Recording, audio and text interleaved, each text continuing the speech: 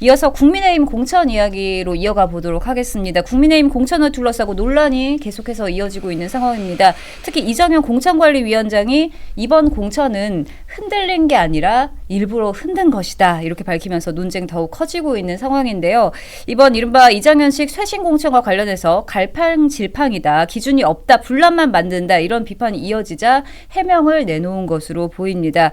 이 해명 좀 어떻게 보셨어요? 일부러 흔든 것이다. 일부러 흔들어야지 지방선거를 승리할 수 있다는 건데 결국 만약에 지방선거 승리 못하면 책임을 어떻게 지실 겁니까? 그러니까 수많은 공관위원장들이 총선을 예를 들면 뭐 퓨처메이커 뭐 이런 거 했다가 문제되기도 하고 뭐 옥새 들고 날랐다가 문제되기도 하고 하는데 다 총선 문제였고요. 지방선거는 사실 크게 공천이 문제됐던 적은 없었어요. 근데 이번에 굉장히 너무 흔들린 게 아니라 너무 많이 흔들리려면 약간 흔들리는 꽃들 속에서처럼 이렇게 장가지로 흔들면 아 이게 좀 향기가 나는구나, 코스모스가 흔들리네, 그게 아니라 태풍을 갖고 오시니까 있는 건물도 흔들리잖아요. 지금 그런 걱정을 아니할 수가 없고, 그나마 이정현 공관위원장이 쓴 페이스북의 글을 읽어보면 부산은 신인과 현직 모두에게 경선기를 열었고, 경북은 코리안 시리즈로 경쟁 구조로 했고, 충북은 과감하게 현역을 배제했고 새로운 인물을 내세웠고, 대구는 적재적소의 전략과 판단을 했습니다. 기득권을 흔들어서 전면 경쟁 어쩌고저쩌고 썼는데 아직도 사실 이해는 잘 안 돼요. 이게 어디는 지역마다 다르겠다는 거 아니에요. 그렇죠. 그러니까 공천 기준이 약간 원칙이 없다는 약간 그거를 반문하신 게 아닌가 좀 생각이 들고, 너무 흔드셨다 네, 생각이 됩니다. 태풍이 왔어요. 네. 태풍이 왔다. 네. 원래 공관위원장은 메시지를 내는 직은 아니에요. 자꾸 정치적 메시지를 내서 더 긁어부스럼을 만드는 듯한 인상이 좀 들고요. 뭐 공관위원들과 잘 협의해서 공천의 결과를 메시지를 내야 되는 건데 2월 12일 처음 인선 받으시고 나서 지금까지 제가 페이스북 글 개수를 세보니까 거의 30개가 넘어요. 하루에 한 개 조금 덜 쓰는 꼴로 메시지를 계속 내고 있거든요. 근데 그 메시지도 뭐 원칙 혹은 뭐 기준 하나만한 말씀을 하시는 게 아니라 자꾸 혼선을 주는 듯한 발언을 하신단 말이에요. 특히 뭐 전권을 부여받았다라든지 아니면 방금 말씀하신 것처럼 우리는 일부러 흔든 거다라고 하면 상대편에서는 그게 뭔가 공세의 빌미가 되기도 하거든요. 흔들리는 공천 해봐야 뭐하냐 뭐 이런 식으로 공격당할 거잖아요. 일단 지금은 공관위원들과 잘 협의하고 설득하는 게 우선이라는 생각이 좀 들고요. 선례가 만들어진다는 것에 대해서 공관위가 다시 한번 좀 경각심을 가져야 된다고 보는 게, 정해진 기간 내에 후보 접수하고 서류 만들어가지고 지원한 사람들 말고 충북이든 서울이든 자꾸 후보 접수 지원을 예외적으로 늘려서 또 다른 후보를 다시 들여오고 그 사람을 뭔가 공천 주는 듯한 인상을 계속 주잖아요. 그럼 당에서 헌신하고 정해진 기간 내에 성실하게 접수하고 지원한 사람들이 뭐가 됩니까? 이게 자꾸 이렇게 예외적인 원칙이라고 하지만 경쟁력 후보들을 선별하는 건 좋은데 이렇게 자꾸 뭔가 프레임이 예외적인 경우를 두고 선례를 만든다는 것은 공관위가 좀 치밀하지 않다는 생각이 들고, 지금 이진숙 후보자도 뭐 재보궐로 다시 뭐 재배치하겠다는 말이 나오잖아요. 그러면 컷오프라는 말을 쓰지 말고 재배치 내지는 보류 뭐 이런 식으로 내야 되는 건데, 컷오프라고 하는 건 자격이 안 된다는 말이잖아요. 대구시장으로서 자격이 안 되는데 그럼 보궐로 자격이 된다는 얘기예요. 이것도 여지가 없는 거예요. 공관위에서 재량권을, 그러니까 뭐 운신의 폭이 좀 좁아지는 거라고 좀 보거든요.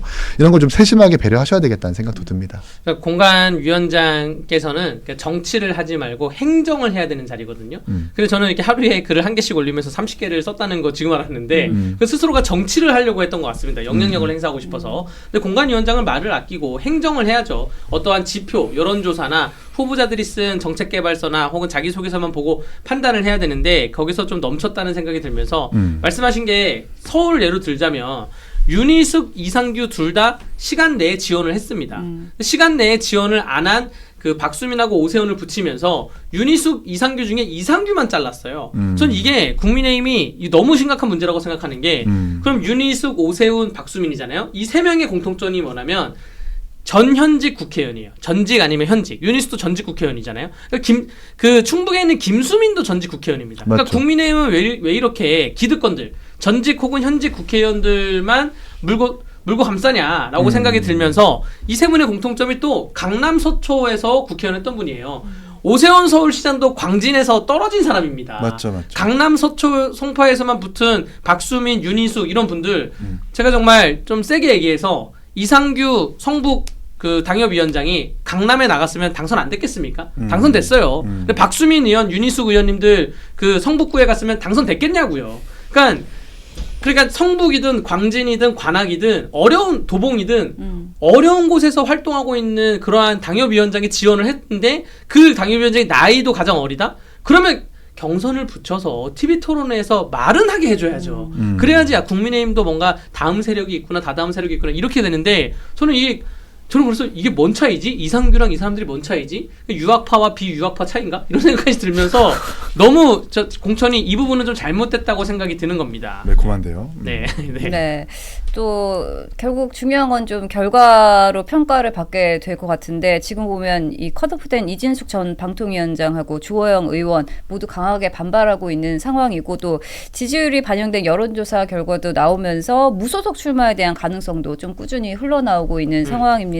이 두 분의 행보 앞으로 어떤 선택을 할 거라고 좀 예상해 보세요. 주호영 의원은 뭐 아까 단독이 나왔더라고요. 그 무소속 탈당 뭐 검토하고 있다. 근데 추가로 확인을 해보니까 뭐 기자님들이 뭐 의원실에 확인을 해보니까 사실 무근이다라고 얘기하는 것 같고 이진숙 후보도 아직 무소속 시사를 한 것은 아니지만 그렇다고 해서 한편으로 일각에서 제기되는 경기도지사 차출설 이것도 좀 아니라고 좀 강하게 부인하고 계시는 것 같고 다만 재보궐 요청이 들어오면 검토는 해보겠다 정도는 양해가 가능한 거죠. 이제 문제는 주호영 의원인데 그러니까 육선이라는 최다선 의원을 컷오프하는 그 상징적인 의미는 좋은데 중진을 배제하겠다라는 결정에서 비롯된 결정이잖아요.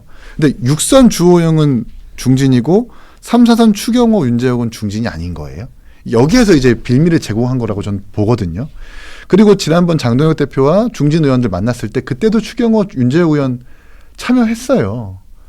거기다가 지금 추경호 의원은 뭐 내란 임무 종사자로 좀 기소도 되어 있고 뭐 말도 많고 탈도 많은데 일단 이 기준이 어떻게 된다라는지 확실하게 공간이가 좀 설명해야 될 것 같고 그렇다고 해서 주호영 의원이 어찌 보면 정치 인생의 마지막 후반기를 무소속 탈당까지 해가지고 대구에 3파전을 만들고 민주당 좋은 일을 해줄까라는 생각은 들지는 않습니다. 그런 선택을 할 분은 아니라고 저는 생각을 해요. 네, 일단은 이진숙 방통위원장이 경기지사를 나가는 거에 대해서는 뭐 일부 유튜브 분들이나 다른 분들이 제기하는 것 같은데 명분이 없습니다. 이진숙 방통위원장이 대구시장으로 나갔던 이유는 대구에서 초, 중, 고 대학교까지 나왔어요. 그러니까 대구를 나간 거고 대구를 잘 아니까.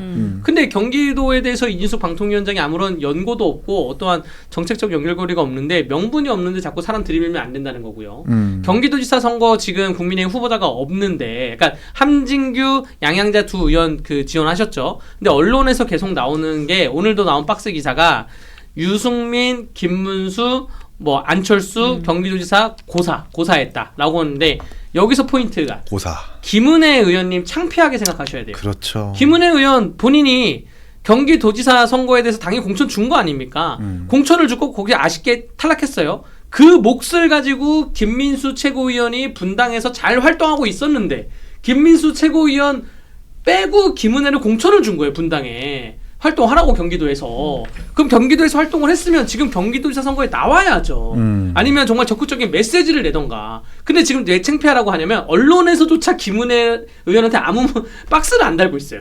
차라리 묻기라도 해야 되는데 안 나간다고. 그러니까 이러한 행태가 김은혜 의원님이 나와야 된다고 저는 생각을 하고요.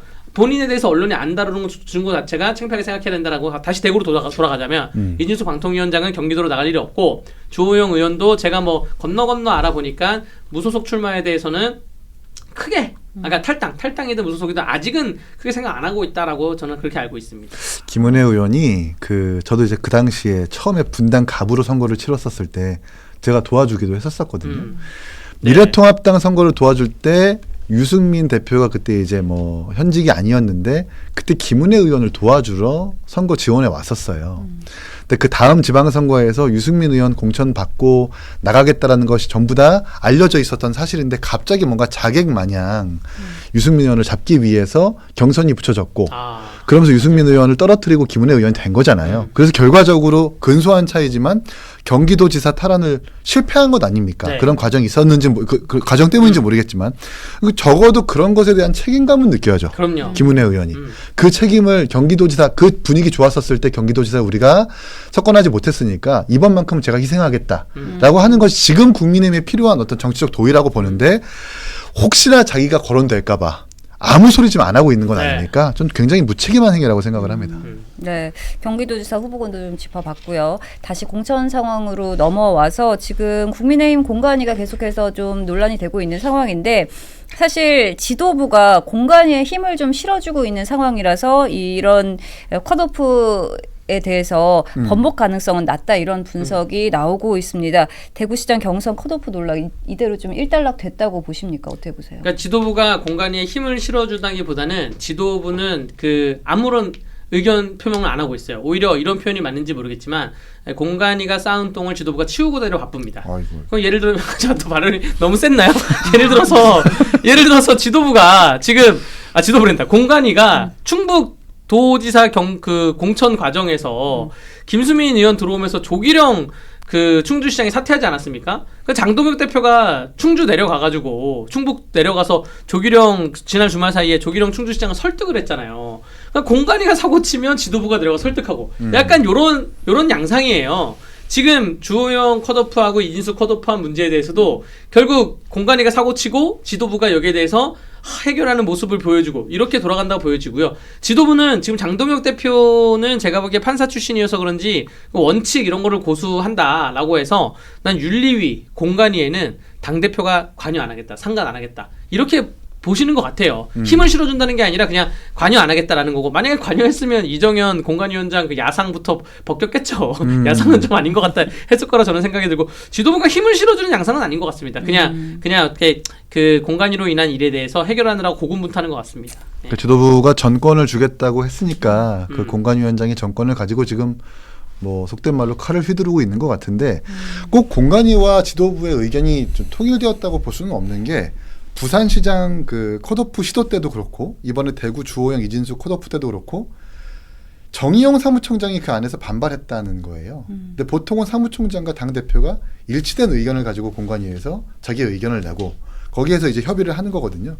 근데 상징적인 인물인 사무총장이 두 컷오프 시도에 대해서 반발을 하고 보이콧하고 박차고 나왔다는 것은 지금 지도부와 공관위가 서로 다른 의견을 가지고 있지만 어쨌든 공관위에서 도장 찍었으니까 뭐 크게 좀 존중하겠다라는 정도로 좀 끌고 가고 있는 것 같아요. 네. 그럼 번복될 가능성은 낮다 이렇게 보시는 겁니다. 당원당규 30조인가 보니까 이제 이미 컷오프 되거나 탈락한 사람들을 다시 끌어올리기는 어렵고 이미 통과된 사람에 대해서 찬성 반대는 논할 수 있대요.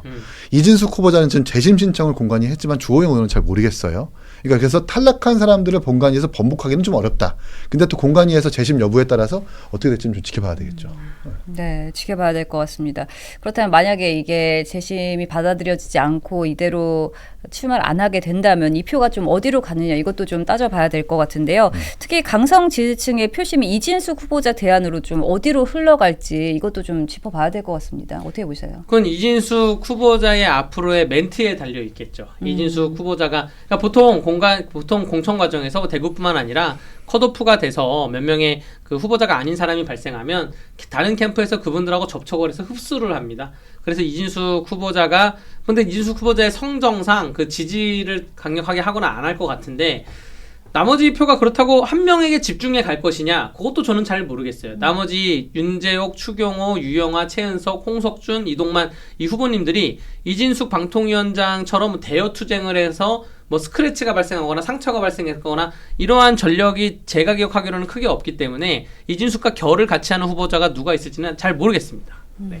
이진숙 위원장은 재보궐 출마로 가닥이 잡힐 것 같아요. 네. 본인도 이제 요청이 들어오면 검토를 하겠다고 하니까 완전히 부정하지는 않잖아요. 또 네. 반면에 경기도지사 출마설에 대해서는 강하게 부인합니다.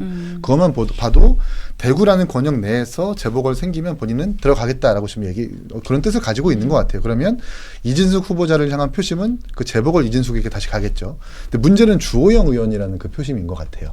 어쨌든 대구에서 6선이라고 하는 정말 오래 하신 거잖아요. 그만큼 조직을 가지고 있는 거고. 근데 무소속 출마하진 않을 거지만 무소속 출마를 포기한다 하더라도 포기를 해버리면 주호영 의원을 지지하는 사람들은 또 투표를 포기할 수 있기 때문에 주호영 의원이 어떻게 메시지를 내느냐에 따라서 표가 갈라지거나 투표 포기 심리까지 이어지지는 않을까라는 생각을 합니다. 네, 사실 국민의힘이 이 대구시장 선거 이거 좀 긴장해야 되는 게 지금 여론조사 결과를 보니까요. 여당 후보로 예상되는 이 김부겸 전 총리가 국민의힘 후보들하고 붙으면 다 산다 이런 여론조사 결과가 나왔습니다.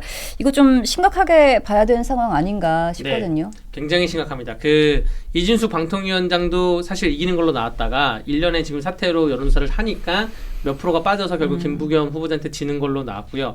김부겸 후보자가 지금 1대1대1 모든 구도에서 이기는 걸로 나오고 있는 게 사실 제가 대구에 잠깐 갔다 왔을 때도 느꼈던 그러한 분위기도 그런 것을 느꼈고 지금 홍준표 그 전 시장이 방금 뭐 어디 글을 올렸는지 알립니다 하는지 그 김부겸 총리에 대해서 김부겸 전 총리는 나랑 호용 호재를 했었고 페이스북.